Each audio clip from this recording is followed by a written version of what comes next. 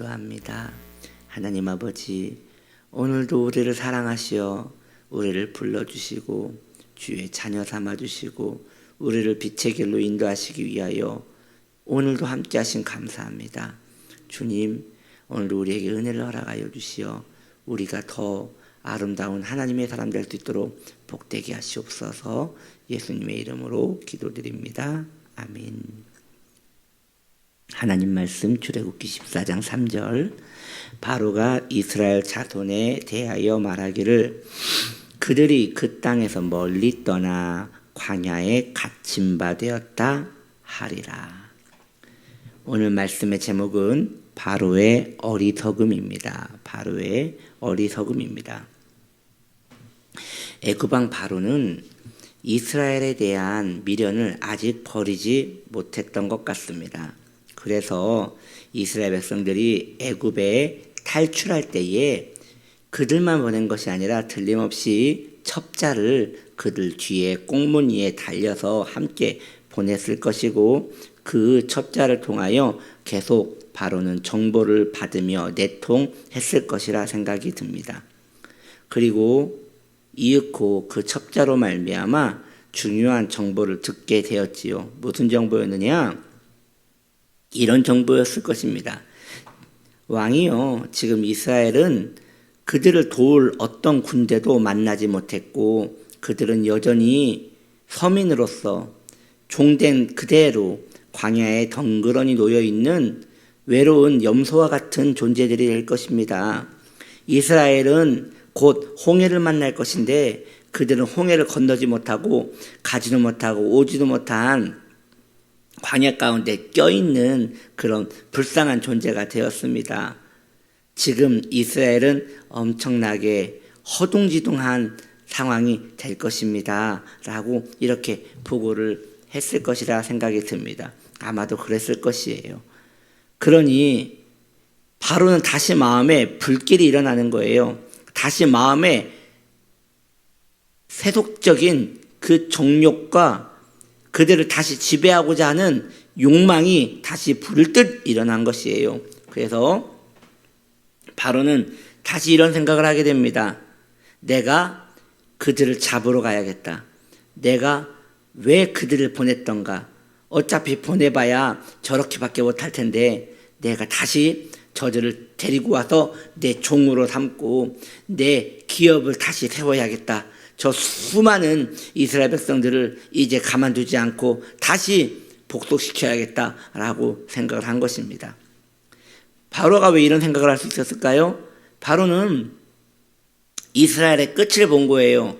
즉 홍해를 의지한 것이지요. 틀림없이 이스라엘은 홍해를 건너지 못할 것이므로 이제 애굽에서 벗어나지 못할 것이라고, 잠깐은 애굽 밖에 광야에서 머물 수 있었지만 이제 애굽 가까이에 있는 이 광야에서 벗어나지 못하니 어차피 도간에 든 쥐라고 생각했던 것이죠. 사랑하는 성도님들이요, 바로가 이 얼마나 어리석은 사람입니까? 우리는 잠시만 생각해 보아도 바로가 이러한 생각들을 얼마나 어리석게 한 것인지 알 수 있을 것입니다. 생각해 보십시오. 그렇다면 이스라엘이 애굽에서 탈출할 때 그 일은 가능한 일이었습니까? 절대 그렇지 않았습니다. 기적적인 10가지 재앙이 온 애굽을 때리고 또 때리고 부수고 또 때려서 이스라엘 백성들이 애굽에서 나올 수밖에 없는 환경을 하나님께서 만들어 주셨기 때문입니다. 어차피 바로는 이스라엘 백성들을 보낼 생각이 처음부터 없었습니다. 그런데 왜 보냈습니까? 힘에 밀려서 두려워서 어쩔 수 없어서 그들은 보낼 수밖에 없었던 것인데 지금 바로는 뭔가 큰 착각을 하고 있는 것이지요. 그런데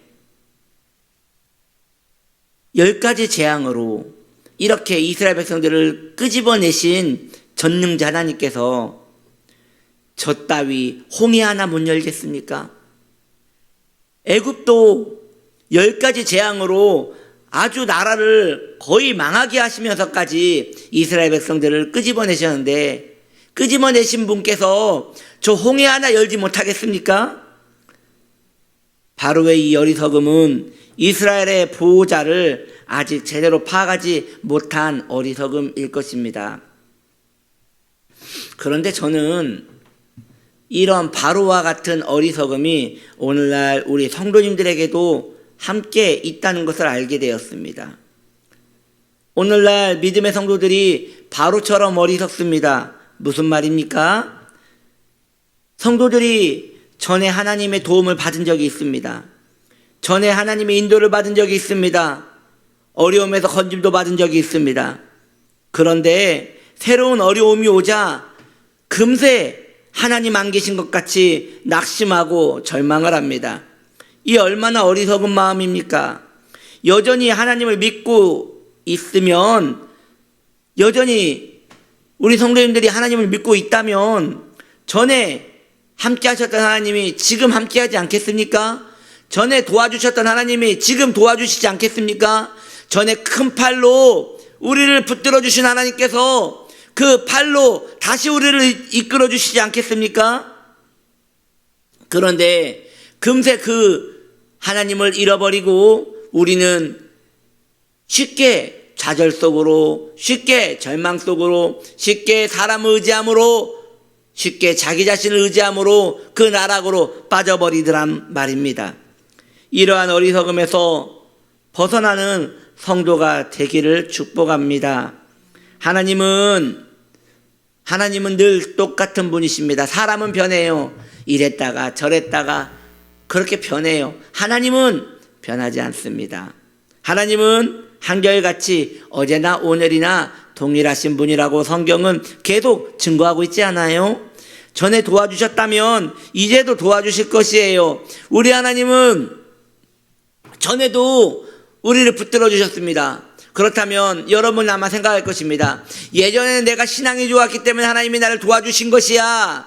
예전에 내가 하나님을 의지했기 때문에 하나님께서 나를 도와주신 것이야 라고 그렇게 생각을 하면서 지금은 내가 하나님을 의지하지 않으니 하나님이 나를 도와주지 않으실 거야 라고 생각하는 것과 같은 것이지요. 그렇지 않아요.